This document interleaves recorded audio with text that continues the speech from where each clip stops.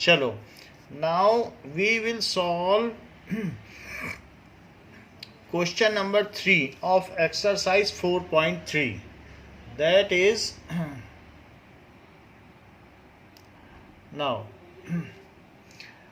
if the point 3, 4 lies on the graph, so 3, 4 lies on equation, तो उसका solution है ये 3y is equals to ax plus 7। तो a का पता लगाना है। अगर वो इस पर लाई करता है देन इट विल सेटिस्फाई, तो वो इसको सेटिस्फाई भी करेगा क्योंकि वो उस पर लाई कर रहा है, सो इट विल सेटिस्फाई इस चीज को। ओके, नाउ हम इसमें वैल्यू डाल दें।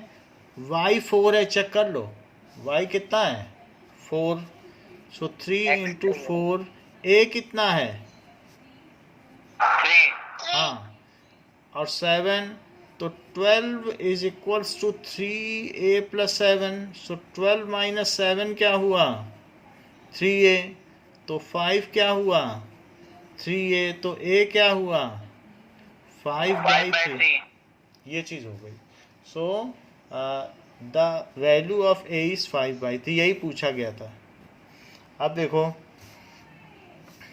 Fourth question, the taxi fair in the city is this, for first kilometre 8 रुपये लेता है और सब्सिक्वेंट किलोमीटर के लिए 5 रुपीज़ है।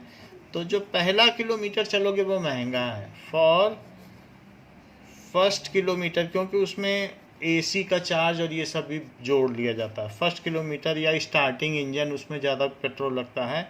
So for first kilometre charge क्या है, it is ₹8, and for subsequent kilometre, आगे के जो जितने भी चलते चले जाओ, subsequent kilometre so is equal to ₹5 per kilometre. मान लो अगर आप 10 किलोमीटर चलते हो तो आपको पहले किलोमीटर के लिए कितना देना पड़ेगा 8 रुपए।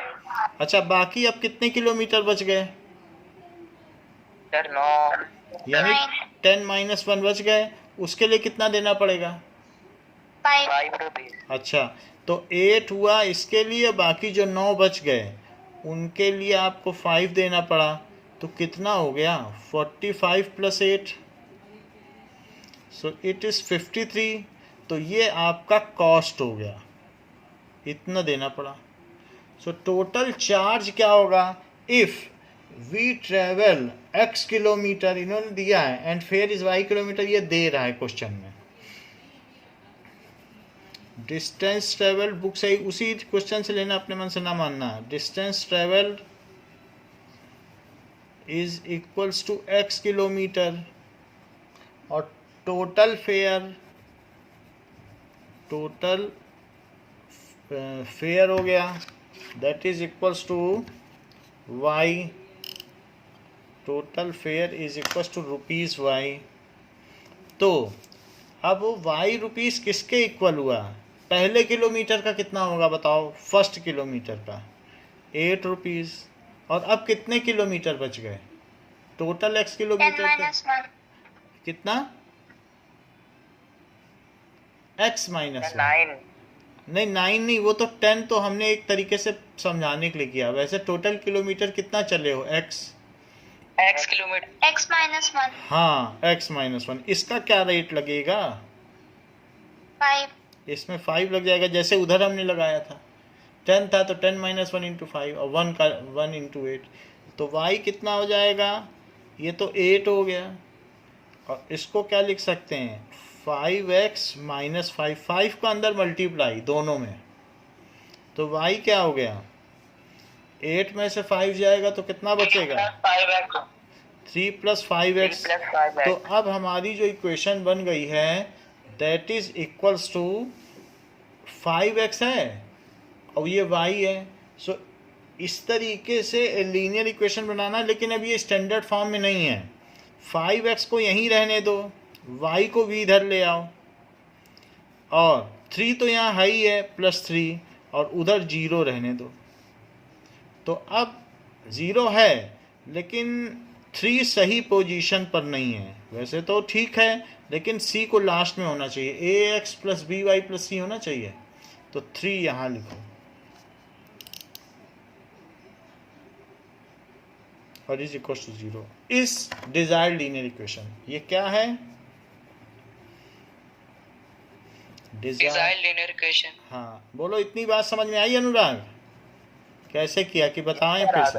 हाँ तो हमने यही किया कि x चला है तो पहले किलोमीटर का x 8 रुपये और जो बच गया उसका 5 रुपये। अच्छा ये तो हमारी डिजायर्ड लीनियर इक्वेशन हो गई। कहता है इसका ग्राफ बनाओ। तो अब बार बार आपको इसी को फिर से नहीं करना है, यही वाली इक्वेशन ले लो जिसमें y को एक्सप्रेस किया गया है और इसी से पॉइंट निकाल लो, क्योंकि है तो वही इक्वेशन, उसी को तो हमने बनाया है। y क्या है बताओ? 3 + 5x।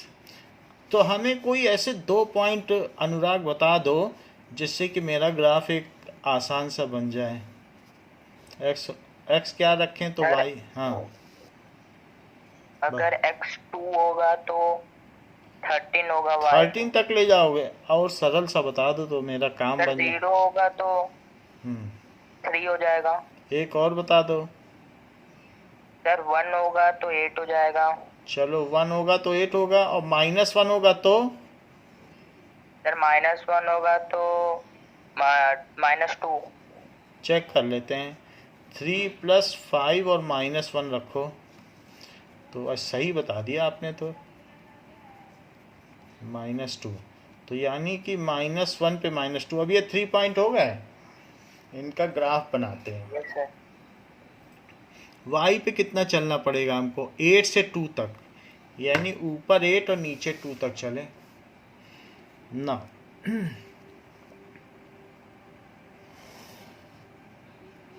सो ये तो 10 हो गया, ये 10 हुआ, ये 10, 9, 8, 7, 6, 5, 4, 3, 2, 1। अब इसके बाद x ले लो। x में कितना चलना है? x में ज़्यादा नहीं चलना है।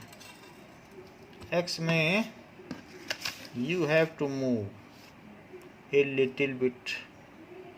तो यहाँ पे ले लेते हैं कि ये तो 4, 5 ये ले लें, 1 सेंटीमीटर बना लिया, और यहाँ पर भी 1 सेंटीमीटर, ये बन गया। अब हम इस पर पॉइंट प्लॉट करते हैं। ये हो गया। तो x पे कितना कितना ले लिया गया है? x पे हमने ले लिया है 1, 2, 3, 4 और -1। ये ले लिया -1, ये -2, ये y डैश है। दिस इज x डैश, यहाँ भी एरो लगा दो। x 1, 2, 3, 4, 5, 6, 7, 8 तक हमने ले लिया। थोड़ा सा बढ़ा के y लिख दीजिए। ये ओरिजिन हो गया। अब हम प्लॉट करेंगे 0, 3। 0, 3 किस एक्सिस पर आएगा?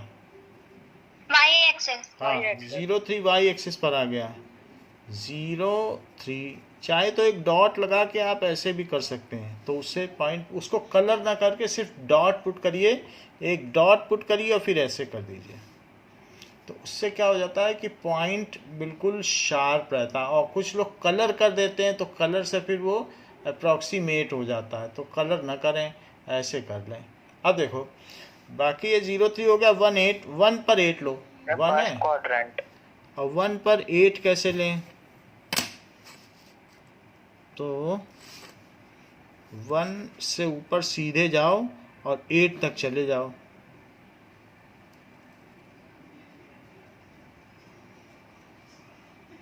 ठीक है, तो 8 तक चले गए और 8 के भी सामने सीध में रहो।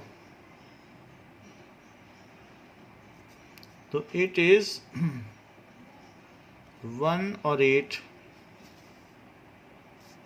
फिर क्या है? -1 पे -2, तो -1 इधर आओ और फिर साथ में नीचे भी आओ। वो थर्ड क्वाड्रेंट। हाँ, थर्ड क्वाड्रेंट पे -2 तक जाइए।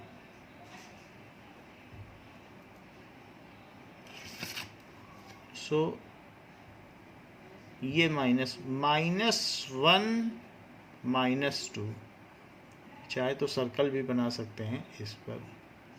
अब ये जो 3 पॉइंट हो गए इनको मिलाओ। अगर मिल गए तो आपने जो पॉइंट्स लिए वो सही हैं, यानी कैलकुलेशन में गलती नहीं की है। सो ये पॉइंट और ये मिल रहे हैं। ग्राफ पेपर होगा तो और अच्छा मिल जाएगा। ये तीनों पॉइंट मिल गए हमारे, देख लो। सो इससे क्या पता चलता है कि ये एक लीनियर इक्वेशन है and our points are correct. तो बस एक ग्राफ ही बनाना था हमको, डिजायर्ड लीनियर इक्वेशन लिखनी थी जो कि हमने लिख दी है, and we have to draw a graph that we have already drawn. Now next question देखिए। नेक्स्ट क्वेश्चन है क्वेश्चन नंबर 5। पूछता है कि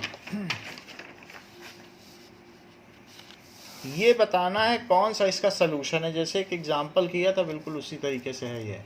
तो इसमें आपको एक ग्राफ दिया है 5th में, पार्ट 1 में, और 4 सलूशन दिए हैं। ये बताना है कि कौन सा इसका सलूशन है।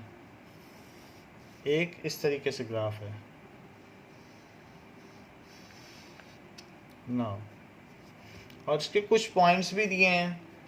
0 0 इस पे लाई कर रहा है, और एक पॉइंट ये है -1 1 1 और -1 भी लाई कर रहा है, और -1 और 1 भी लाई कर रहा है, -1 1 भी लाई कर रहा है। ये 3 पॉइंट है।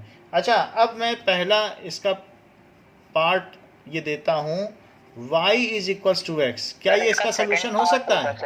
बोलो। नो सर, नहीं होगा। नहीं होगा ना सर पार्ट? नहीं। चलो, तो ये तो नहीं होगा, क्योंकि -1 1 के तो इक्वल हो नहीं सकता। x + y = 0। यस सर, ये होगा। क्योंकि ये भी सेटिस्फाई कर रहा है। 0 + 0 भी 0 होता है, और 1 और -1 भी 0 होता है। तीनों सेटिस्फाई कर रहे हैं। अब हमें आगे और देखने की ज़रूरत नहीं है। सो इसलिए ये कहा जा सकता है कि x + y इसका सलूशन है। अब हम आते हैं, क्योंकि ये MCQ टाइप क्वेश्चन है, मल्टीपल चॉइस। जब एक सलूशन हो गया तो फिर आगे मत देखो। सेकंड, ठीक है। बाकी लिखने के लिए आप लिख लो, उनको कट कर दो और फिर लिख दीजिए कि सेकंड ऑप्शन इज करेक्ट। ऐसे लिख देना। y = 2x, ये तो हो ही नहीं सकता। और 4 देखने से पता चल जाता है। 2 + 3 y = 7x। तो 0 0 रखो दोनों को, तो क्या 2 आ जाएगा? नहीं आएगा। तो इस तरीके से ये कहा जा सकता है कि ऑप्शन 2 इज करेक्ट। ऐसे लिखना। सेकंड देखो, सर इसका थर्ड होगा। चेक कर लेते हैं, एक बार देखना पड़ेगा। तो इसमें है 0 2 0 2 और 2 0 और एक -1 -1 3 और एक है। बस यही 3 पॉइंट दिए हैं। अब देखो, पहला अनुराग ने पहले बता दिया है, y = x + 2। देखो, अब अगर मैं एक पॉइंट रखूं, 0 2 रखूं, x की जगह 0 और y की जगह 2, तो सेटिस्फाई तो कर रहा है। 0 रखो और 2, तो ये बात सही है कि नहीं? Yes sir. लेकिन एक ही नहीं रखना है। अब 2 0 रखो। पहले मैंने रखा और नहीं 0 हो 2, पाएंगे इसमें। तो 0 2 रखा। अब मैं रखने जा रहा हूं 2 0। 2 0 तो 2 रखो x की जगह और y की जगह 0। सेटिस्फाई कर रहा है क्या? No sir. No sir. तो इसलिए नहीं हुआ। सारे पॉइंट सेटिस्फाई करने चाहिए। सेकंड देखो, y = x - 2। 0 नो 2 सर, रख दो। ये भी नहीं होगा। चेक कर लेते हैं। 0 2 रख दिया, y की जगह रखो 2 और x की जगह रखो 0 - 2। क्या ये ठीक है? No sir. No sir. क्योंकि 2 = -2, तो ये नहीं हो सकता। अब थर्ड वाली आओ। थर्ड में है सर ये हो जाएगा। y is equals to minus x plus 2, तो इसमें मैं रख देता हूँ 0 2 रखता हूँ, जरा चेक करूँ। x की जगह रखो -0 प्लस 2। यस सर, ये हो जाएगा। अब लेकिन सारे पॉइंट देखने पड़ेंगे ना। सर हो जाएंगे। अच्छा, तो 2 0 रखो, तो y की जगह रखो 0 और x की जगह -2। क्यों? क्योंकि माइनस पहले से लगा है, 2 रख दिया है। अच्छा, ये सही आ गया। 2 ही पॉइंट अगर आपके सही आ गए तो भी ठीक है, तीसरे की क्या ज़रूरत है। 2 पॉइंट से तो सिंगल लाइन जाती है, मालूम है कि नहीं ये बात। Yes sir. 2 पॉइंट Yes, से, sir. तो इसलिए ये सही है। So third option is correct.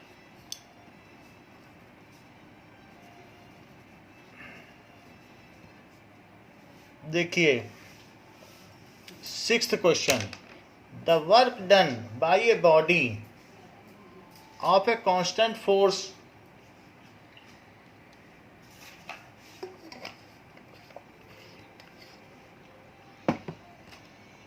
मान लीजिए कि आप किसी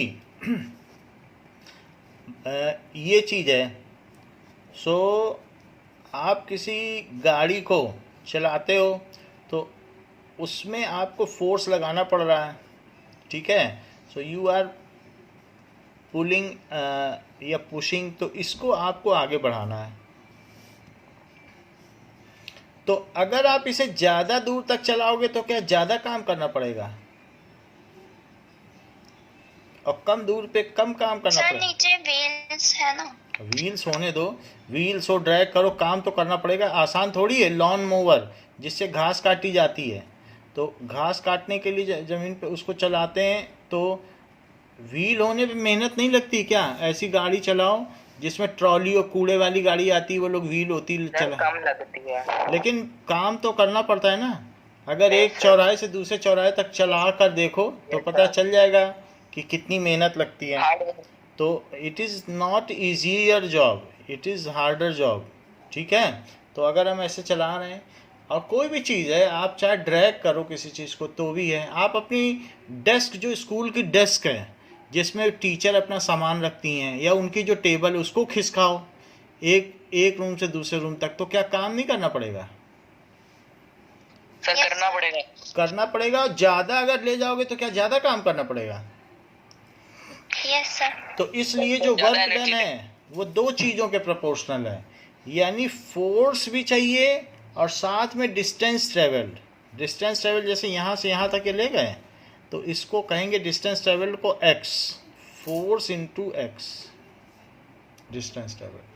सो वर्क डन किसके इक्वल होता है कि कितना फोर्स लगा रहे हो। अगर यहाँ से यहाँ तक तुम एक फूल की माला ले जा रहे हो, तब तुम्हें फोर्स ज़्यादा लगाना पड़ेगा कि डेस्क ले जाओगे तब। सर डेस्क लगाएंगे तो तब। फिर जो वर्क डन होता है वो फोर्स के ऊपर भी निर्भर करता है कि भाई आपने फोर्स कितना लगाया। आप तो 6 फलों की टोकरी भर कर ले गए, आपने तो बहुत फोर्स लगाया। So work done is also proportional to force. ज़्यादा फोर्स लगाओगे तो आपको ज़्यादा पैसे मिलेंगे, आपका वर्क डन ज़्यादा माना जाएगा। तो फोर्स और इनटू कितनी दूर तक ले गए। बहुत सारे मजदूर लोग ईंट से घर बनाते हैं, तो ईंट बहुत दूर दूर तक ले जाएंगे, तो उन्हें ज़्यादा काम। F/X है क्या? Force into X. डिस्टेंस। देखो डिस्टेंस को कुछ भी ले सकते हो, मैं ये नहीं कह रहा हूँ कि एक्स ही लो। आप डिस्टेंस को डी ले लो, एक्स वाई मत लो। डिस्टेंस क्या ले सकते हो, डी ले लीजिए। तो work done is equal to force into distance. ये आपको फिजिक्स पढ़ेंगे, एक चैप्टर आएगा अभी मोशन, तो उसमें ये चीज़ें बताई जाएंगी। अब देखो तो वो कह रहा है कि फोर्स उसने दे रखा है, जरा क्वेश्चन पढ़ो कि फोर्स इज 5 यूनिट्स लिखा है। Yes sir. तो जो W है it is equal to force की जगह 5 रख दो। फोर्स की जगह क्या रख दो, 5 इंटू डी। 5 इंटू डी हो गया। और फिर कह रहा है फिर अब इसका ग्राफ बनाओ। कह रहा है वर्क को वाई एक्सिस में लो और डिस्टेंस ट्रेवल्ड को एक्स एक्सिस में लो, ठीक है। ऐसा कह तो नहीं रहा है कि करो, लेकिन हम ऐसा ही करेंगे कि जो वाई है वर्क को किस में लेंगे, वाई एक्सिस में। और इसके लिए 2 पॉइंट हमें चाहिए। तो डी रखते जाओ, डब्ल्यू पाते जाओ। तो डी कितना रख दें? मान लो 0 रखें 0 तो 0 ही आएगा अगर W। बिल्कुल भी ना खिसकाओ टेबल तो क्या कुछ पैसा या इनाम मिलेगा? टेबल वही है, आप फोर्स लगाते जा रहे हो। जैसे आप दीवार को धक्का दो और दीवार खिसके नहीं तो आपका कुछ काम माना जाएगा? कुछ काम नहीं माना जाएगा। No sir. और अगर आपने 1 मीटर डिस्प्लेस कर दिया तो सो 5 W हो जाएगा। अच्छा 5 ठीक है, 1 पे 5 हो गया। तो अब हम इसके लिए एक ग्राफ बनाते हैं। 2 पॉइंट हमें मिल गए, 2 काफ़ी हैं। सो इस तरीके से ये हम इस पर पॉइंट्स ले लेते हैं। वैसे 0 और 5 लेने से भी चलेगा, लेकिन मैं तब भी 10 ले रहा हूँ। क्यों ले रहा हूँ आगे बता दूंगा आपको। तो ये मैंने 10 तक ले लिया है। और आगे इसके बाद इधर देखो, तो यहाँ पर भी कुछ ले लो। सो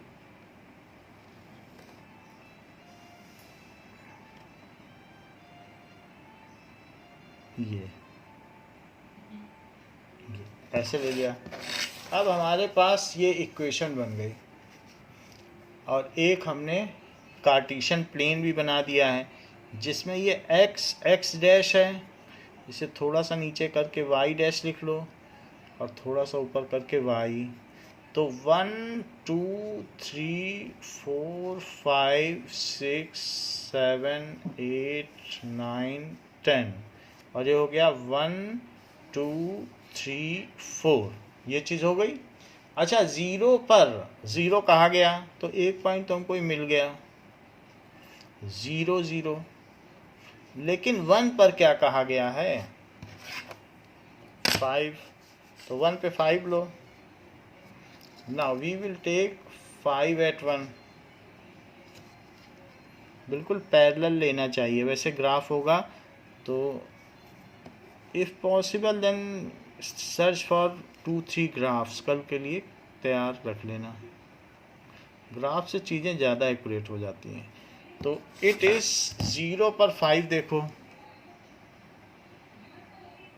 तो 1 पे 5 1 5 है। 2 पॉइंट मिल गए। इन्हीं दोनों को अब टैली करो और टैली करने के बाद मिला दो इनको। जब मिलाओगे तो ये मेरी लाइन बन गई। और इस लाइन पर यहाँ पर एरो बना दो, यहाँ एरो बना दो और इधर लिख दो ये वर्क लिया गया है। वाई एक्सिस पे क्या लिया गया है? वर्क। और एक्स एक्सिस पे क्या लिया है बताओ? Distance travel. क्या लिखा है? Distance travel. तो जिधर डिस्टेंस लिया उधर डिस्टेंस लिख दो डी। और वाई एक्सिस में क्या लिया है? वर्क। समझ में आ गई बात? ठीक है। Yes sir. अच्छा अब ये बताओ, वो कह रहा है कि अगर taking reading the graph 2 units जब डिस्प्लेसमेंट होगा तो वर्क डन क्या होगा बताओ? 1 यूनिट डिस्टेंस ट्रेवल हुई तो वर्क डन कितना है? 5 जूल। 5 है ना, 1 है तो 1 डिस्प्लेस तो 1 हुआ। पहली वाली चीज क्या है ये देख लो सर 5। क्योंकि डी एक्स एक्सिस में है तो डी डब्ल्यू है। डी एक्स एक्सिस पहले लिखी जाती है ना। तो डिस्टेंस 1 तो वर्क डन कितना? 5 जूल। 5 अच्छा अब वो क्वेश्चन का पार्ट 1 जरा देखो। कह रहा है डिस्टेंस 2 तो इसी पे 2 मिलाओ लाइन पे जहाँ मिल जाए। फिर देखो वर्क डन कितना। ये 2 से मिला रहे हैं हम। So we will join 2 and see what is the work done. तो 2 से मिलाओ। सर 2 से 8। 2 से हम इसको मिला दें, देखना पड़ेगा कि कितना है।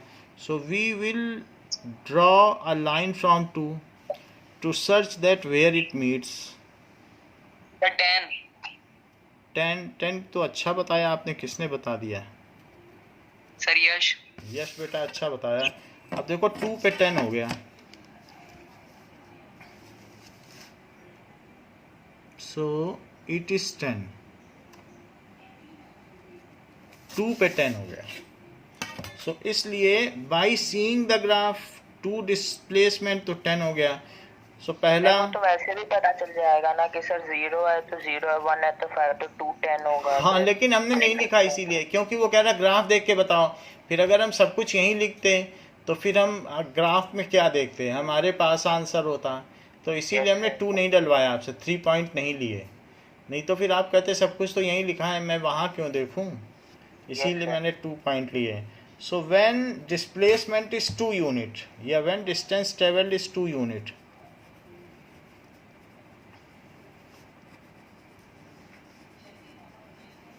is 2 unit, then work done is 10. then work done is 10 unit।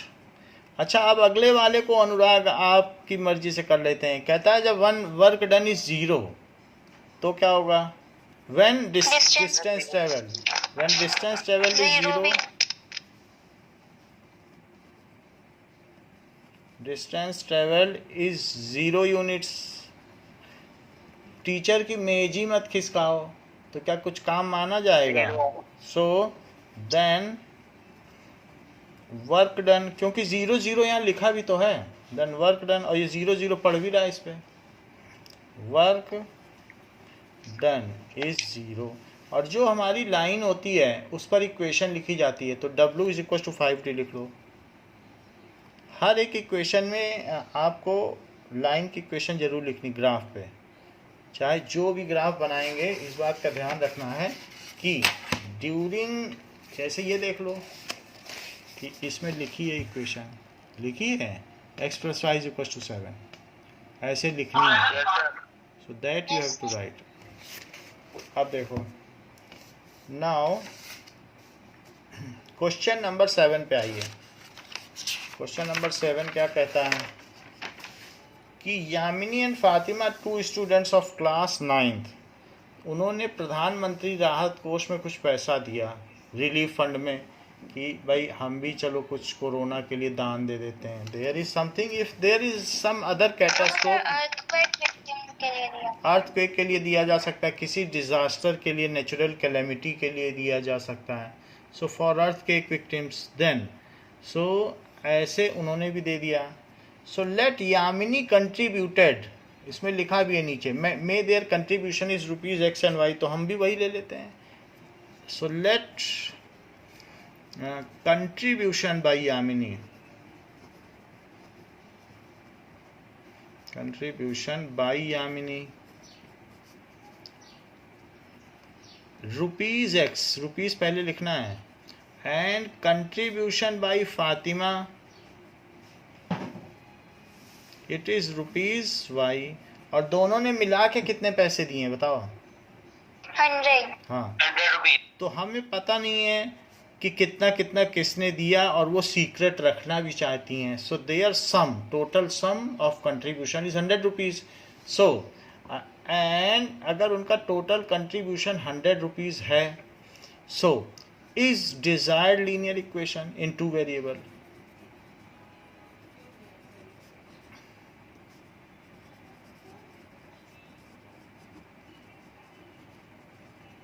In 2 variable. खैर कल तो ग्राफ का कोई क्वेश्चन नहीं आएगा, तो कल ग्राफ नहीं चाहिए। अब देखो कि इसमें हमें 2 पॉइंट चाहिए,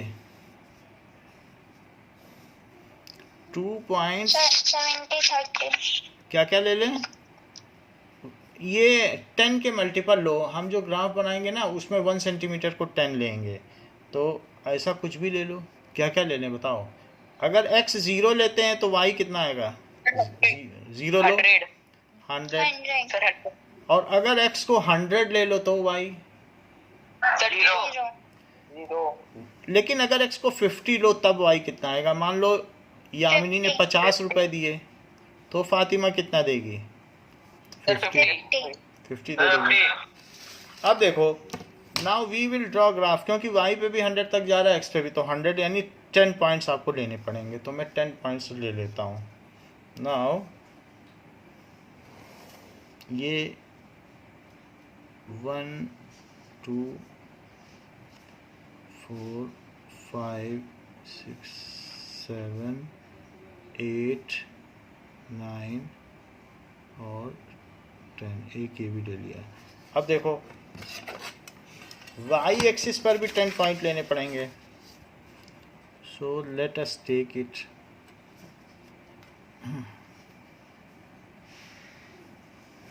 नाउ 1 2 3 4 5 6 7 8 9 10, ये हमने लिख लिया। अब ये हमारा ग्राफ बन गया x और y का, जिसमें अभी प्लेन बना है। So this is Cartesian plane. इसको नंबरिंग करो 10 20 30 40 50 60 70 80 90 100। ये ओरिजिन हो गया 10 20 30 40 50 60 70 80 90 और 100। बाकी सब लोग ये इक्वेशन बना लेते हैं, सब कुछ कर लेते हैं, लेकिन भूल कहाँ जाते हैं? भूल ये जाते हैं कि यहाँ लिखना यामिनीज कंट्रीब्यूशन, यामिनी ने कितना दिया, ये भूल जाते हैं। यामिनीज कंट्रीब्यूशन, और जब यामिनी कंट्रीब्यूशन लिखो तो इन रुपीस, वो उसने रुपए में दिया है। और यहाँ क्या लिखना चाहिए था? फातिमास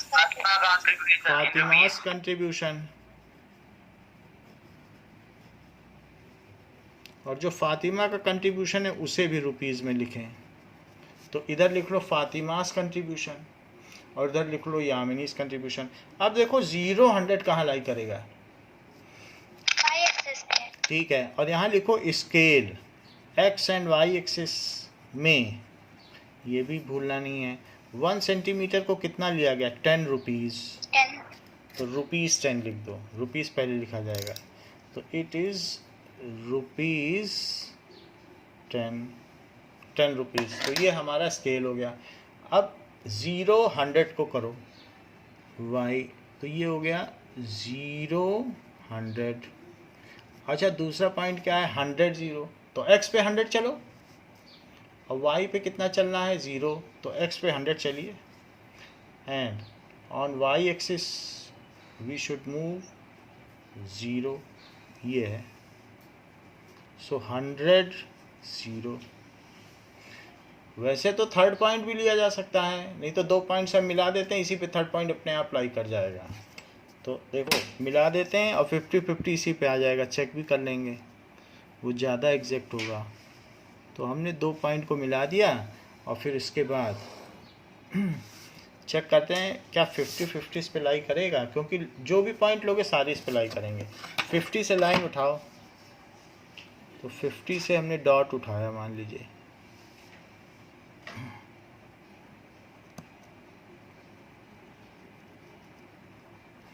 और इधर भी 50 से आओ।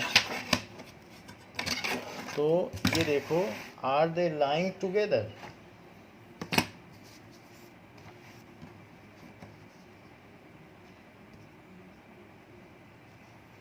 तो ये, और फिर ये पॉइंट होगा, इट शुड लाई, क्योंकि ये एक जैसा ही होगा। सो दैट इज 50-50, ये पॉइंट होगा। सो इस तरीके से हमारे तीनों पॉइंट लाई कर गए। अच्छा, इतना ही करना था। So it is desired graph. अब एक चीज क्या हम भूल कर रहे हैं माही? सर मैं बताऊं? सर इक्वेशन लिखने सर, वो लाइन पे x plus y it is equal to 100, यही है बस, बाकी कोई गलती नहीं है इसमें। अब देखो 8th क्वेश्चन देखो। हाँ बोलिए। बोलिए। यहाँ पे नेगेटिव में तो नहीं जाएगा ना कंट्रीब्यूशन? क्या होता है? फिर से बताओ। सर ये कंट्रीब्यूशन नेगेटिव में नहीं जाएगा ना? किस में लिया है? सर ये कंट्रीब्यूशन नेगेटिव में नहीं जाएगा ना? नहीं जाएगा। तभी यहाँ पे ना ग्राफ है, ये लाइन नेगेटिव में क्यों गया? अच्छा, निगेटिव में नहीं जाना चाहिए, तो ठीक है। दो graph is going, however things are not applicable, so you may that you are crossing, graph is going infinite. जैसे कि it is equally true, rupees is never in negative, that's why you may draw the line. अच्छी बात है कि नहीं जाना चाहिए। However if you take -10, then also this graph is satisfied. So you have made the line for this graph. So अगर मान लो ये रुपीज़ में भी है, जैसे वर्क डन का करोगे तो उसे भी निगेटिव नहीं जाना चाहिए क्योंकि निगेटिव वर्क डन नहीं है, लेकिन फिर भी हमने लिखा तो ग्राफ फर्स्ट एक्सिस को कट करना चाहिए, जो फर्स्ट क्वाड्रेंट है उसको कट करना चाहिए। सो आप पीछे देखो इसका ग्राफ क्या है, क्या वो कट कर रहा है?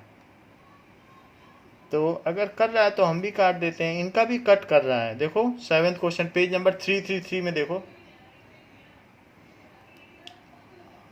है ना। और डिस्टेंस ट्रेवल भी तो निगेटिव नहीं होती, फिर भी उन्होंने निगेटिव लिया है। बोलो बात सही है? ऊपर वाला क्वेश्चन देखो, ये तो समझ में आ गया। तो जो हमने ग्राफ बनाया है वो हमारी लाइन के लिए है, बाकी निगेटिव में तो वैल्यू इसमें फीसिबल नहीं है। अब 8th देखो कि 8th क्वेश्चन कहता है, हमने आपको क्लास में दिखाया था ना फ़ारेनहाइट और डिग्री सेल्सियस के स्केल होते हैं। जैसे हमारा बॉडी टेम्परेचर है तो उसको फ़ारेनहाइट में मेज़र किया जाता है, और इसी तरीके से डिग्री सेल्सियस का भी स्केल होता है। तो दोनों चीज़ को हम मेज़र कर सकते हैं। Now such is the scale, वो हमारे वहाँ लगा भी है। Now Fahrenheit and degree Celsius scale,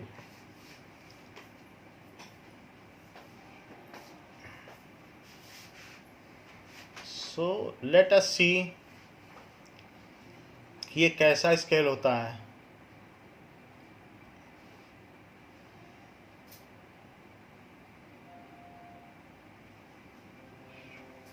कि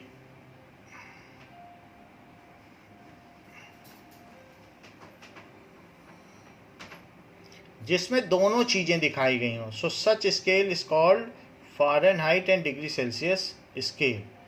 तो सच काइंड ऑफ स्केल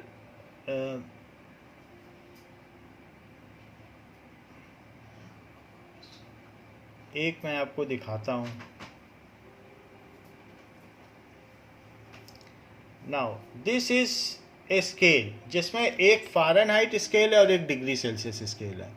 तो ये है, तो फ़ारेनहाइट स्केल और डिग्री सेल्सियस स्केल के बारे में आपको रिलेशन भी बताया गया था। ऐसा रिलेशन कभी बताया गया है कि नहीं, कि 3 थर्मोमीटर बना के? तो बताया है। हाँ, तो जो टेम्परेचर के मेजरमेंट में, तो इनके बीच में एक रिलेशन है। हमारी बॉडी का टेम्परेचर फ़ारेनहाइट में मेज़र किया जाता है और जो रूम टेम्परेचर है वो डिग्री सेल्सियस में मेजर किया जाता है। तो 98.7 फ़ारेनहाइट हमारी बॉडी का टेम्परेचर होता है, और जबकि हमारी जो बॉडी का टेम्परेचर है वो जरा देखो कि बॉडी टेम्परेचर होता है 98.6। जरा इस चीज़ को देखो आप, 98.6 लिखा है ये, 98.6, और वही टेम्परेचर डिग्री सेल्सियस में 37 है। तो अगर कोई पूछे आपकी बॉडी का टेम्परेचर कितना है तो बताना 37 डिग्री सेल्सियस। कोई पूछे बताओ फ़ारेनहाइट में बता दो तो 98.6 बता देना। अगर आपका 98.6 से थोड़ा सा भी बढ़ जाए 99, तो सबको बता देना फ़ोन करके अपने दोस्तों को कि मुझे फीवर आ गया है, 99 है, यानी मेरे बॉडी का टेम्परेचर 0.4 बढ़ गया है। और जब तक 98.6 है तब तक कोई नहीं मानेगा आपको फीवर है, तब तक आपका बॉडी नॉर्मल है। बढ़ने से भी हो सकता है क्या? बोलो। जब 0.4 बढ़ जाए तो भी हो सकता है क्या? उसको फीवर कहते हैं, डॉक्टर कह देते हैं कि 99 है, क्योंकि हमारी बॉडी के जितने प्रोटीन्स हैं वो हड़ताल कर देते हैं, काम करना सब बंद कर देते हैं 0.4 बढ़ने पर भी। सो दे आर टेम्परेचर स्पेसिफिक। तो इस तरीके से डिग्री सेल्सियस और फ़ारेनहाइट में जो ये है, तो इन दोनों का ये स्केल है, ये चीज़ बताई गई। अब ज़रा देखो, इनके बीच में एक रिलेशन भी है। What is that relation? So the relation is degree Celsius and Fahrenheit का, कि फ़ारेनहाइट इज 9/5 और डिग्री सेल्सियस C प्लस 32, ये रिलेशन है। अगर हमें सेल्सियस दिया है, देखो मैंने कितना बताया आपको, आपकी बॉडी का सर टेम्परेचर 32 क्या है? 32, यानी कि जैसे अगर दो अलग अलग ऐसे ले लो ग्लास और उन दोनों में मरकरी भर लो, ठीक है। सो दो अगर ऐसे ऐसे आपने ले लिए, ये, और उसमें आपने मरकरी डाल दिया ऐसे, तो इसमें बीच में कैपिलरी है, ठीक है, और कैपिलरी में ये बीच में मरकरी भरा जा सकता है। सो ये एक फाइन कैपिलरी है, उसमें मरकरी चढ़ेगा। मरकरी क्या होता है, जब टेम्परेचर मिलता है तो एक्सपेंड कर जाता है। मरकरी आपने देखा है बहुत शाइनिंग होता है। सर जिंक बोलते हैं ना? जिंक अलग होता है और मरकरी अलग होता है। तो मरकरी मैं दिखा देता हूँ आपको, जिंक भी दिखा देता सर हूँ। उससे ही पता चलता है ना? हैं? सर उससे ही पता चलता है टेम्परेचर, उसी से पता चलता है। और सर अब तो डिजिटल भी आ गया है। डिजिटल भी आ गया, डिजिटल थर्मामीटर भी होते हैं, उससे भी पता चल जाता है। और नहीं तो ये जो है उस डिजिटल वाले से ही आजकल डॉक्टर लोग देखते हैं, मुंह पे लगा देते हैं, फिर उससे दिखाई पड़ जाता है। लेकिन ये मरकरी का है, इसमें मरकरी भरी होगी। तो एक डिग्री सेल्सियस का है और एक किसका है, डिग्री फ़ारेनहाइट का है। अब जरा हम आपको इसमें ये दिखा दें कि किस तरीके का मरकरी होता है। सो लेट अस सी दैट, जिससे कि आपको पता भी चल जाए।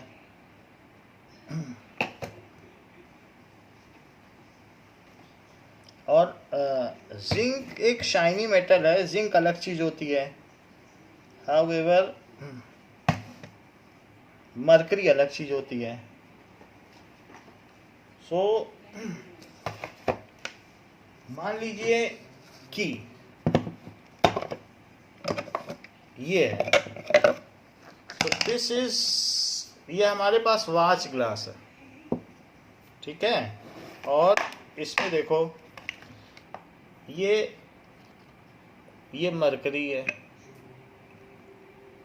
तो दिखाई पड़ रहा है कुछ मरकरी?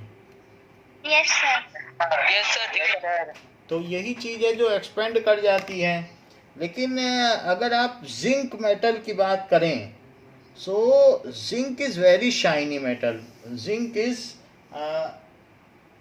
तो वो काफ़ी शाइनी मेटल होता है। एंड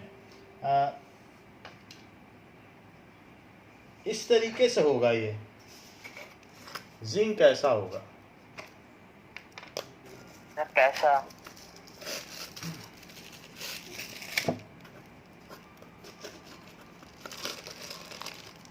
देखो मैं दिखा देता हूँ, ये जिंक है। मेरे हाथ में कुछ चमक रहा है? यस सर चमक रहा है। तो यस सर। ये जिंक है। सर हाँ, सर मरकरी बहुत गर्म होता है क्या? मरकरी गर्म नहीं होता है, ये रूम टेम्परेचर पर रखोगे तो रूम टेम्परेचर जैसा ही रहेगा।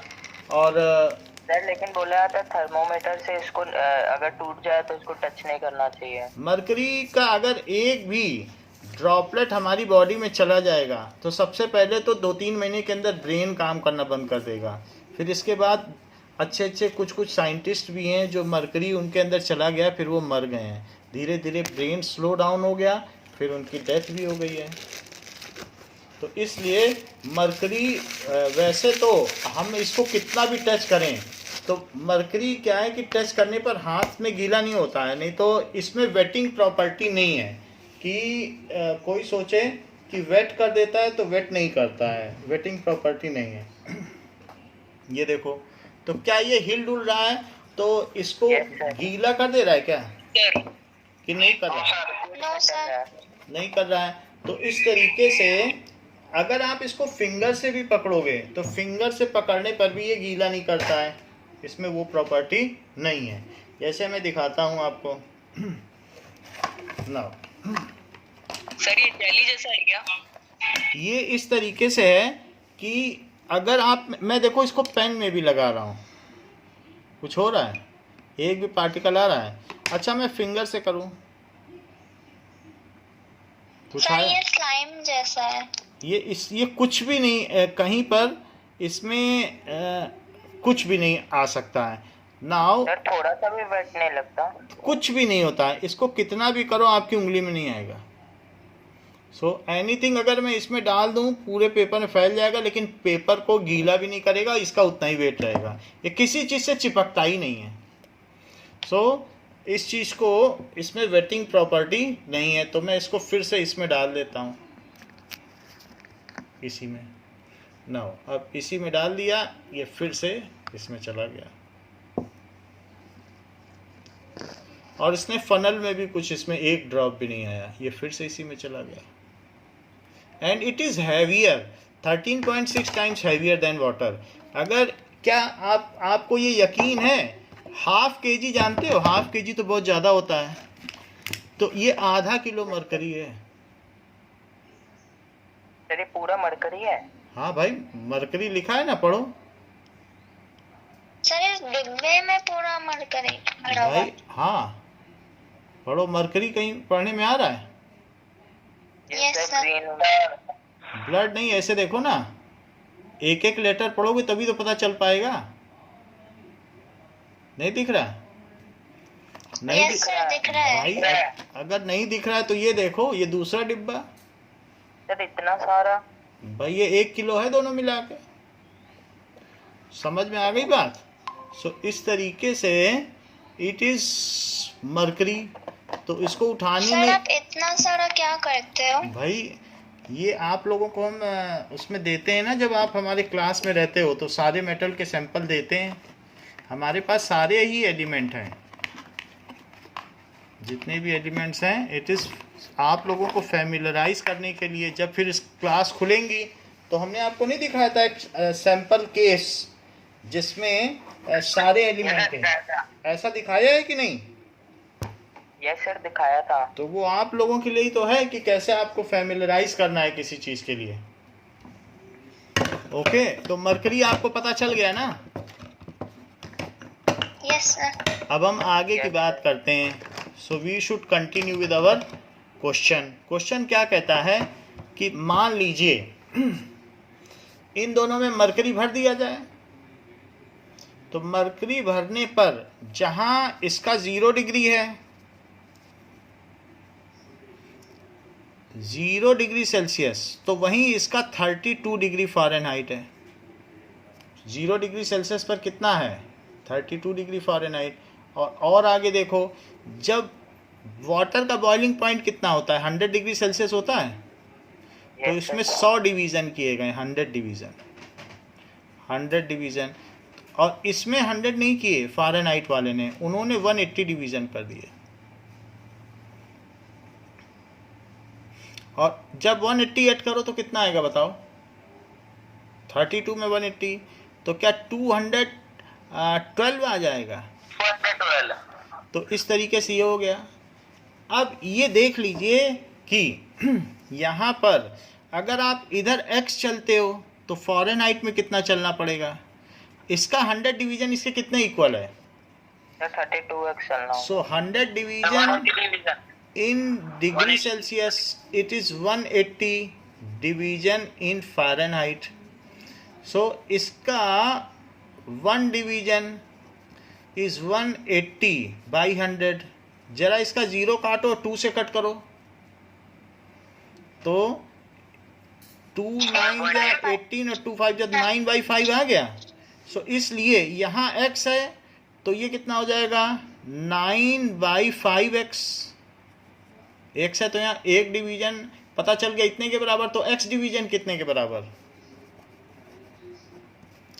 9 by 5x। और सिर्फ 9 by 5x नहीं, 32 और भी तो ऐड करो, क्योंकि इसका 0 इसके 32 के इक्वल है, तो इसलिए प्लस 32 इतना, और प्लस नीचे है ना इसका 0, तो प्लस 32 करना पड़ेगा।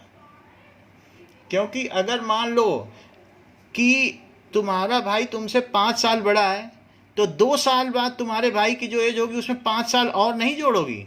जैसे तुम्हारी उम्र 2 साल बाद कितनी हुई? आप मान लीजिए अभी 14 के हो तो 16 के हो जाओगे, और फिर अपने भाई की उम्र में क्या +5 नहीं करोगे? क्योंकि 5 साल तो पहले ही बढ़ा है, 32 तो ये पहले ही बढ़ा है। समझ में आई बात कि नहीं? सो इसमें जो Yes, sir. एक्सेस 32 है तो वो तो जोड़ना पड़ेगा ना, तो वही यहाँ हमने किया है कि पहले तो 9/5 टाइम्स ऑफ एक्स और फिर 32 और जोड़ो, क्योंकि ये 32 यहाँ पर पहले से ही ज़्यादा है तो वो 32 तो ऐड करना पड़ेगा। सो इसलिए ये जो हमारा रिलेशन है वो क्या है, that is relation is f is equals to 9/5c plus 32। जैसे कि मैंने आपको बताया कि हमारी बॉडी का टेम्परेचर 37 है, तो बताओ f क्या हुआ, 9/5 और इंटू 37 और प्लस 32। बोलो ठीक। Yes, sir. अब इससे 98.6 आ जाना चाहिए, क्योंकि हम लोगों ने अभी नेट पे देखा 98.6 डिग्री फ़ारेनहाइट होता है, या फिर 37 डिग्री सेल्सियस देखा है कि नहीं अभी अभी? सर देखा है। तो अब मैं इससे देखता हूँ कि क्या वास्तव में ये अगर सही आ गया तब मैं मानूँ ये ठीक है। 5 से कट करो तो 5 7 जा कितना होता है, 35, 2 बच जाएगा, डेसिमल लगा के 20 बनाओ तो 5 4 जा 20। बोलो यहाँ तक ठीक है। 9 से मल्टीप्लाई करो, 9 4 जा कितना होता है, 36 होता है, और 9 7 जा कितना होता है, 63. 63 में 3 जोड़ो, 66. 66, ये सही बताया, और प्लस 32 भी तो जोड़ो, 98.6 आ गया कि नहीं? तो डिग्री फ़ारेनहाइट में अगर आपको निकालना है तो वही चीज़ आ गई, तो इसका मतलब है कि ये रिलेशन ठीक है। ठीक, अब हम अपने क्वेश्चन पर बढ़ते हैं। Now we are assured that this relation is okay. Now what is 8th question? 8th question says that कि डिग्री फ़ारेनहाइट, ये सिर्फ एफ लिख रहा है, वैसे तो असली रिलेशन में डिग्री लगाना जरूरी है, डिग्री फ़ारेनहाइट के बिना नहीं माना जाता है, डिग्री डिग्री लगाना पड़ेगा, और सेल्सियस में भी डिग्री। ओके, सो जो ट्रू रिलेशन है वहाँ पर हमें डिग्री लगाना चाहिए, डिग्री नहीं लगाया गया है। सो अगर आपसे कोई पूछे व्हाट इज रिलेशन, तो आपको ऐसे लिखना चाहिए, degree Fahrenheit is equals to 9/5 degree Celsius और प्लस 32, ऐसे लिखना चाहिए। बट मैं अभी डिग्री नहीं लगा रहा हूँ क्योंकि बुक ने ही नहीं दी है, तो फिर मैं क्यों लगाऊँ। Now so f is equals to 9/5c और प्लस 32। अब देखो draw the graph of equation, कह रहा है इसका ग्राफ बनाओ। तो ग्राफ बनाने के लिए अब मुझे c की कुछ ऐसी वैल्यू बताओ जो सिंपल सिंपल हो, 5 से कटती हो। सर C तो X हो जाएगा। अब c कुछ भी लो, सर 5 ले लेंगे। c वो आप जितना जितना लोगे उसके हिसाब से बनता जाएगा। तो सर, यहाँ 41 हो पर जाता है। c और f, c x एक्सिस में, हाँ ये बात सही है, c x एक्सिस में लिया जाएगा। इसे x एक्सिस पे लो और इसको किस पर लोगे, y एक्सिस पर। Y sir axis. चलो 5 बता रहे हैं, 5 ले लो, पहले तो 0 ही ले लो, सर 0 32 एक सर एक्सिस पे। 32 हो जाएगा। अच्छा, यस। अब एक 10 लो, 5 5 न लो 10 लो। 10 लोगे तो क्या होगा बताओ। देखो मैं क्यों ले रहा हूँ मैं अभी बता रहा हूँ। मान लो 10 ले 18 लिया, प्लस 30। हाँ अब देखो ये आसान है कि नहीं ड्रॉ करना, 10 यस सर। और क्या लेना चाहिए, 20 भी ले लो। 20 पे क्या आएगा, या 2 ही पॉइंट काफ़ी है बस, अब मत लो, ठीक है ना, हम इतने पे ड्रॉ करेंगे, ज़्यादा नहीं। अब देखो now let us draw the graph. So x axis पे लो कुछ पॉइंट्स और कुछ y एक्सिस पर लीजिए।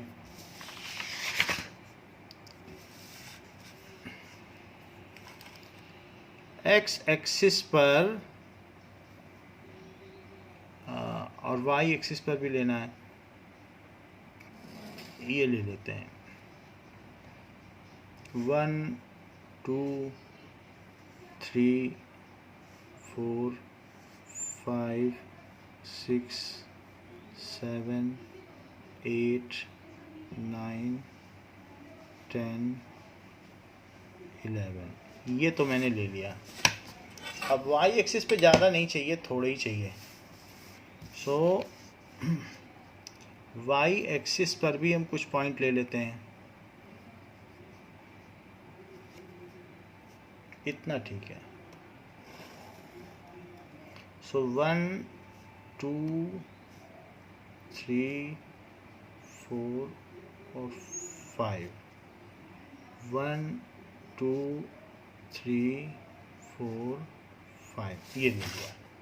सो दिस इज अवर ग्राफ। अब देखो स्केल में क्या ले लो, 1 सेंटीमीटर किसके इक्वल है? 10 degree Fahrenheit. So 1 centimetre is equal to 10 degree Fahrenheit. किस में लोगे? वाई एक्सिस पर। और एक्स एक्सिस पे क्या लोगे? 1 centimetre, 10 degree Celsius on X axis. तो यहाँ लिख लो degree Celsius. So degree Celsius. और इधर क्या लोगे? Degree Fahrenheit. हाँ, सो फ़ारेनहाइट, FAHRE,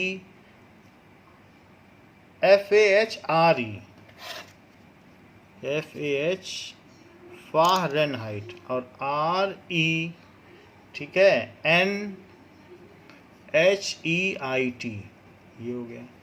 अब देखो 0, 32 ड्रॉ करो। ये 10, 20, 30, 40, 50, -10, -30, -40, -10, -20, -30, -40, और ये 10, 20, 30, 40, 50। तो 32 कहाँ लूँ? 0 और 32, भाई हमारे पास पहला पॉइंट वाई 0। एक्सिस पे। हाँ, तो 32 तो बड़ा मुश्किल है, फिर भी मैं ट्राई करता हूँ, कहीं यहाँ पे होगा 32। सो 0, 32, क्योंकि मुझे इसमें पता नहीं चलेगा, ग्राफ होगा, आप लोगों को पता चल जाएगा। देखो यहाँ पे 32 मैंने ले लिया। बोलो समझ में आ गई बात कि 32 इसमें ले लिया, अदरवाइज़ क्या पता चल पाएगा? इसमें तो नहीं पता चल पाएगा। अब 10 में कहाँ से डिवीज़न बनाऊँ? तो ये, और नेक्स्ट पॉइंट क्या ले लो? 10 पे 50, ये तो चल जाएगा पता। 10 और 10 के आगे यहाँ कहाँ तक जाओ? 50, ये। सो इट इज़ 10 and 50, यानी 50 के आगे यहाँ लाइन, और फिर ये 10 वाली लाइन 10 पे मिला दो, ये। सो एक पॉइंट हमारे पास ये कौन सा हो गया? 10, 50, और ये हो गया 0, 32। इसको ज़रा अब यहाँ तक लेके आओ। सो इस पे प्लॉटिंग करो।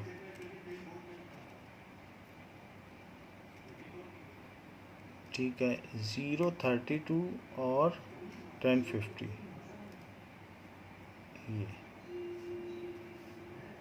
ये कर लेते हैं। नाउ सो 2 पॉइंट मिला दिए, 0, 32, इसको भी आप कलर कर लें।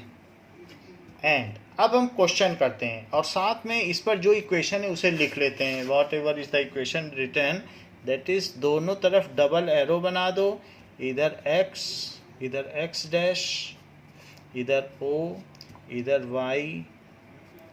y dash. Now f is equals to 9/2, 9/5 c plus 32। Okay, इतना लिख लिया। अब सारे क्वेश्चन के आंसर दो। This is the desired graph, ये तो ग्राफ हो गया। पहला क्वेश्चन क्या है? ड्रॉ द ग्राफ, तो ग्राफ हो गया। सो अब second question, if the temperature is 30 degree Celsius, what is in Fahrenheit? फिर से इक्वेशन लिखो, 9/5 c प्लस 32। c कितना है? 30, कह रहा है 30 डिग्री सेल्सियस है। अब f निकालो।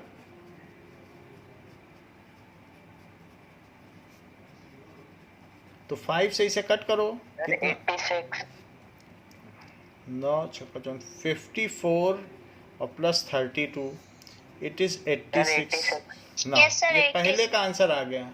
अब सेकंड पे आओ, सेकंड का आ गया, अब थर्ड पे आओ।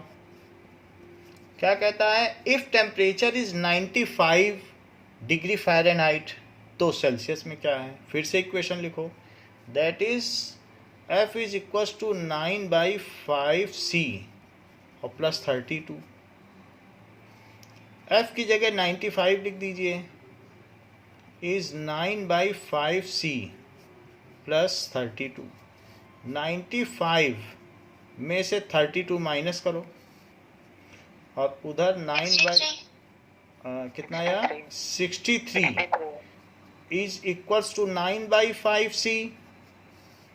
5 को उधर ले जाओ, 9 को नीचे ले जाओ, क्योंकि नीचे की चीज़ ऊपर जाती है और ऊपर की चीज़ नीचे आती है। तो 9 7 जा 35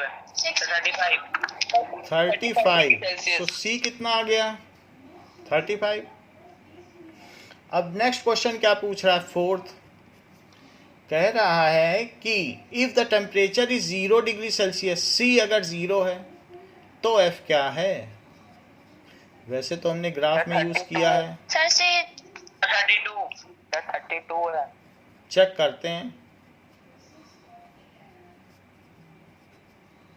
C अगर 0 है तो ये 0 प्लस 32, तो F कितना आ गया? 32। 32 लेकिन अभी वो कह रहा है कि अगर F 0 है, उल्टा भी बोल रहा है, तो इफ F इज 0 तो C क्या आएगा? तो F is equals to 9/5C। बार बार इक्वेशन लिखनी, क्योंकि उसी में वैल्यू पुट करनी है। तो F को 0 रखो, is equals to 9/5C plus 32। 32 को उधर ले जाओगे, सब माइनस में हो जाएगा। सर 5/9 होगा शायद। देख लेते हैं। -17.8 C। So now this answer is given by यश और सार्थक। yes. Sir -17.8 okay, by 9। तो जैसा कि 5 ऊपर चला गया, 9 नीचे चला गया, तो जैसा कि यश ने बताया -160/9। 5 2 जा 10, 5 3 जा 15। तो इसके आगे मत करो, बस इतना ही ठीक है। समझ में आया कि अगर 0 फ़ारेनहाइट है तो सेल्सियस में कितना हुआ? इतना। डेसिमल में ना करो, क्योंकि वो कभी पूरी तरीके से जाएगा नहीं। अब इसका फिफ्थ पार्ट देखो, तो फिफ्थ पार्ट में कह रहा है कि दोनों न्यूमेरिकली कहाँ इक्वल होंगे। क्या ऐसा कभी हो सकता है कि मान लो कुछ degree Celsius is equal to same degree Fahrenheit? ऐसा हो सकता है? यस सर हो सकता है। कहाँ पे? -40 डिग्री सेल्सियस। चेक सर, कर लेते हैं -40 भाई, हमारे पास ग्राफ है तो हम चेक क्यों ना कर लें। तो आप कह रहे हो कि ऐसा एक पॉइंट है, तो हम भी तो देखें कि क्या ऐसा कोई पॉइंट है। इससे यहाँ ड्रॉ किया और इससे यहाँ ड्रॉ किया, अगर मिल जाए तो हम आपकी बात मान लें। क्या -40 मिल रहा है? Yes, sir. Yes sir. तो हम आपकी बात मान लेते हैं। So that means -40 x axis में डिग्री सेल्सियस है और फ़ारेनहाइट -40, यानी दोनों सेम है। तो इस तरीके से इट इज़ करेक्ट। नाउ अब देखते हैं, -40 degree Celsius is equal to -40 degree Fahrenheit. Here is information So- from converter.net. Let us see कि इस तरीके से अगर है तो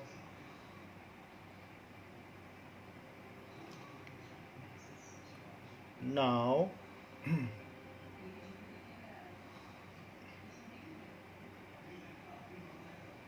ओके,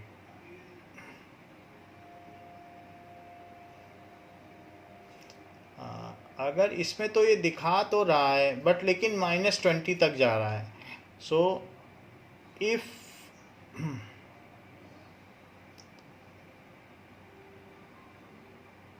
एक मिनट, सो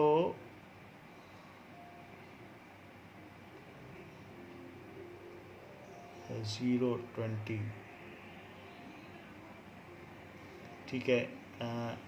ये दिखाया गया है बट ये ज़्यादा नीचे नहीं जा रहा है, -20 -10 तक जा रहा है। जो हमारे पास है वहाँ पर उसमें -40 मेल खाता है, ये हमने आपको दिखाया था, ठीक है। ये दिखा रहा है। अब देखो दोनों है ना -40 एक जगह, देख लीजिए वहीं और Yes, sir. तो -40 से मिल रहा है। अब वो हम कैसे करें? Let's x degree Celsius is equals to x degree Fahrenheit, ऐसा देखो तो let x degree Celsius is equals to x degree Fahrenheit. तो वो कह रहा कौन सा वो x है, उस x की वैल्यू निकालो। तो हमारे पास तो फार्मूला उसने एक ही दिया है, तो फ़ारेनहाइट की जगह भी x रखो और डिग्री सेल्सियस की भी जगह x रखो। हमें वो मालूम नहीं है वो x कौन सा है, तो इसी को सॉल्व करने से -40 आना चाहिए। दोनों की न्यूमेरिकल वैल्यू सेम है। अब देखिए तो 32 को यहाँ ले आओ तो -32 हो गया, और x को वहाँ ले जाओ, सारे x एक तरफ, सारे नंबर एक तरफ। देखो 32 इधर, x उधर। अच्छा अब एलसीएम लो, 5 से 5 में डिवाइड करोगे कितना बचेगा? 1 1. से 9 में मल्टीप्लाई करो 9 9x। 9 minus 5x अच्छा अब 1 से 5 में करो जरा 5, 5. 5 से x में करो 5x, 5x. और ये -32 में 5 का मल्टीप्लाई करो,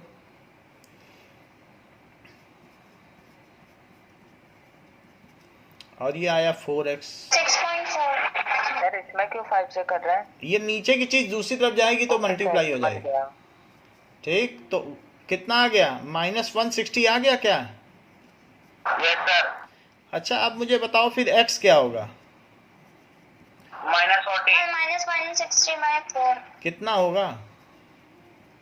-40. सर -40, सर -40 ठीक है। सो इससे क्या कहा जा सकता है? दिस इम्प्लाइज कि -40 degree Celsius is equal to -40 degree Fahrenheit. हमें x मिल गया है कि जिस पर दोनों इक्वल हैं।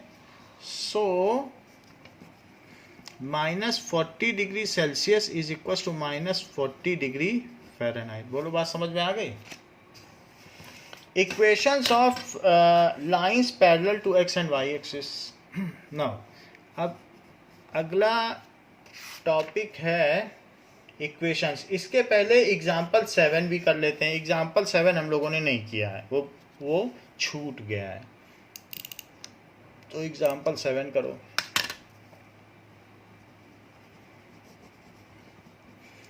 क्या आप लोगों को ये बात मालूम है कि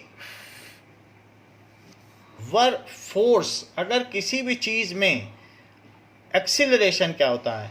मान लो एक बॉडी चल रही है और हर सेकंड, फोर्स अप्लाइड, हाँ फोर्स अपने अप्लाई किया और वो 1 मीटर पर सेकंड से चल रही है।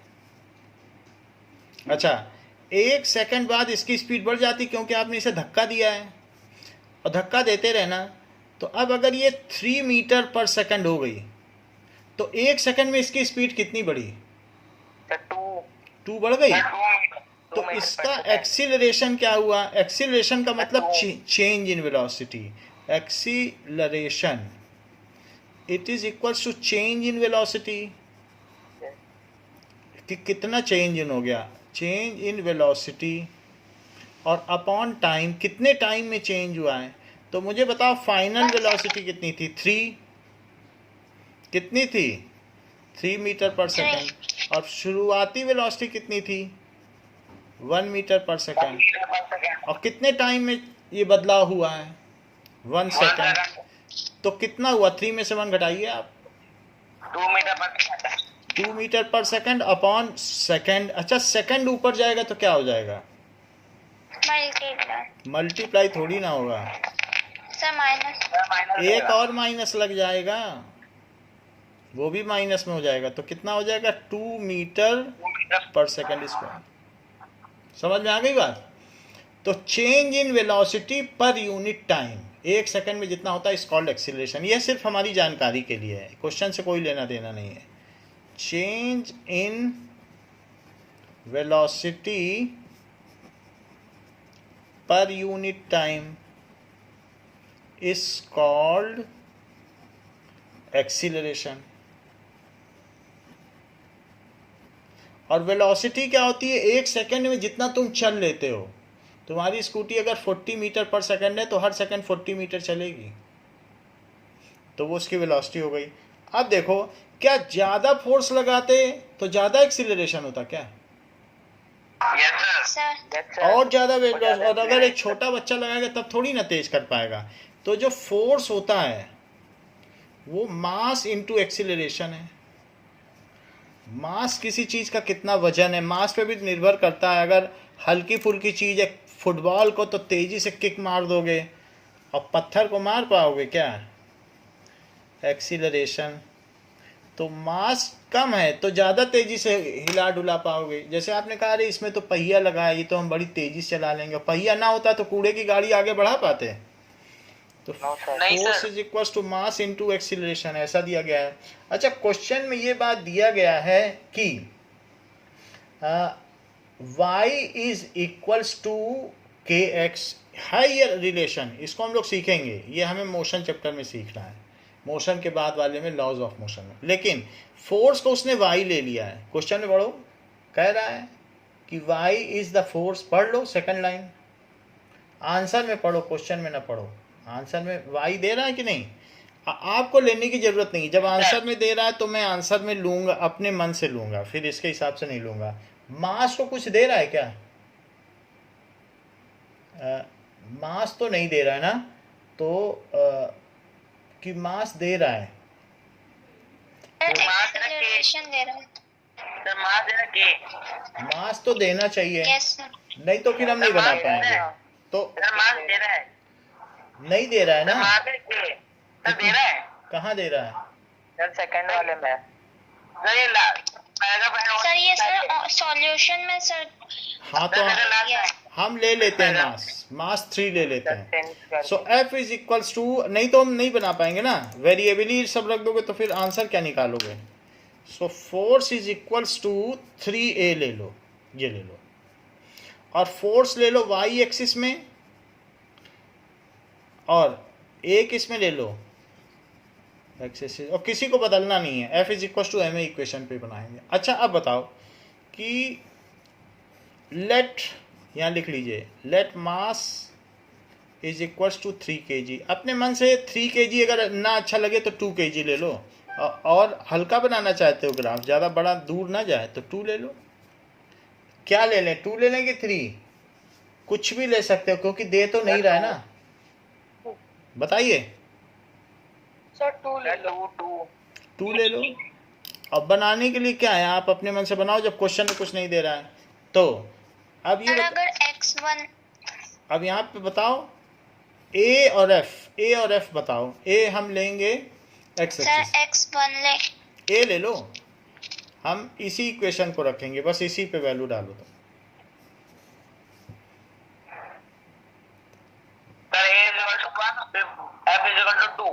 a इज इक्वल्स टू 1, तो यहाँ पर अगर मान लो a को 1 लेना चाहते हो, (0)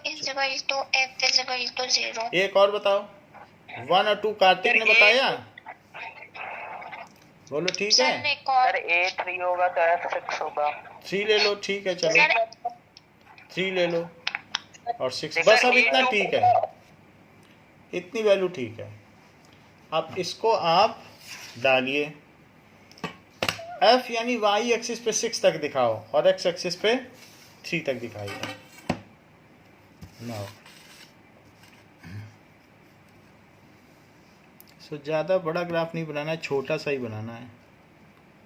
सो 1 2 3 4 5 6। अब यहाँ पर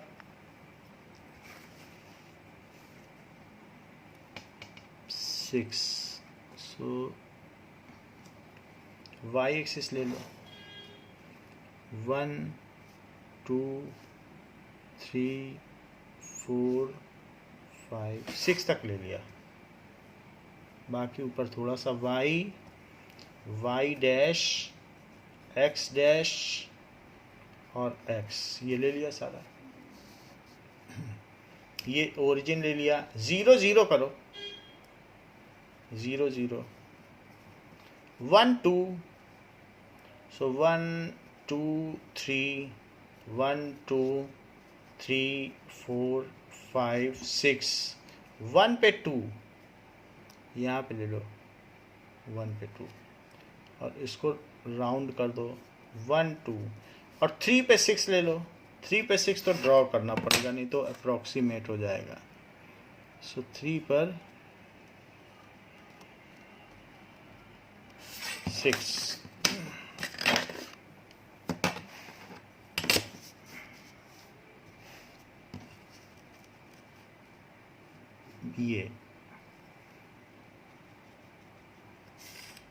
ये चीज़ है, इसको ड्रॉ कर लिया। अब देखो इन तीनों को मिला लो। सो आफ्टर ड्राइंग ये चीज़ है, सो ये एक लाइन पे पड़ गए, these all 3 lie in single line, और फिर इस पे एक्सिस ले लीजिए, तो ये क्या हो जाएगा, f is equals to, F is equal to 3. देखो 3a का करना है तो 3 कर लो, उसमें कुछ दिक्कत नहीं है। हमने Yes, sir. 2a का बनाया है और यहाँ इधर एक्सीलरेशन लिखो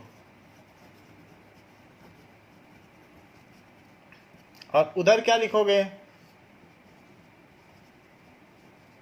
फोर्स। तो इधर की ओर फोर्स हो गया, इधर एक्सीलरेशन हो गया, and this is the desired graph. और तो कुछ पूछ नहीं रहा है कि क्या है। So this is our desired graph. बोलो बात समझ में आ गई? Yes, sir. तो आज के लिए इतना ही रखो, नेक्स्ट में हम इसके आगे equations of line parallel to X and Y axis करेंगे। Thank you. Okay sir, thank you sir. हाँ सर